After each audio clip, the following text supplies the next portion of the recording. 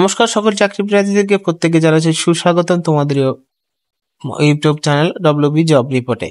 আরেকটি নতুন চাকরি ভিডিও নিয়ে চলে এলাম তোমাদের ডব্লিউবি জব রিপোর্টে। এখানে হাসপাতালে ভলেন্টিয়ার গার্ড নির্বাচন প্রক্রিয়া শিক্ষাগত যোগ্যতা ও ইন্টারভিউর ভিত্তিতে নিয়োগ করা হবে।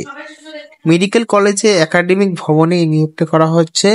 বয়স প্রমাণ মাধ্যমিক অ্যাডমিট কার্ড থাকতে হবে বয়স প্রমাণও দেখানোর জন্য, এবং বেতন স্বাস্থ্য দপ্তরের নির্দেশিকা অনুযায়ী নিয়োগ তারিখ অনুযায়ী সর্বোচ্চ 35 বছরের মধ্যে অ্যাপ্লাই করতে পারবে। সমস্ত কিছু ভিডিওর মাধ্যমে জানাও, ভিডিও স্কিপ না করে সরাসরি দেখতে থাকো। কি কি জমা দিতে হবে আবেদন করার সময়? বয়সের প্রমাণ, মাধ্যমিক অ্যাডমিট কার্ড, MBBS মার্কশিট বা certificate, internship certificate, medical registration certificate WBMC বা MCI এর পক্ষ থেকে, আধার কার্ড, প্যান কার্ড, অভিজ্ঞতা সার্টিফিকেট যদি থাকে, বিদেশি মেডিকেল গ্র্যাজুয়েটের জন্য FMG ক্লিয়ারেন্স সার্টিফিকেট দরকার রয়েছে।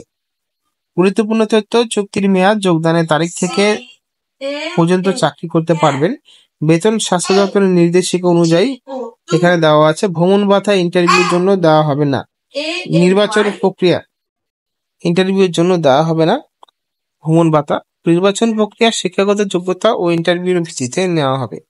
মিথ্যা তথ্য জমা দিলে আবেদন বাতিল ও আইনি ব্যবস্থা গ্রহণ করা হবে।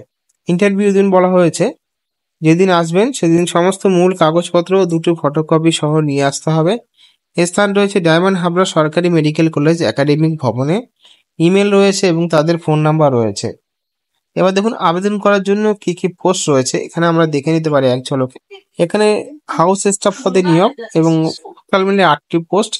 CCO কার্ডিয়াক কেয়ার ইউনিটে 2টো পোস্ট, চেস্ট মেডিসিনে 1টি পোস্ট,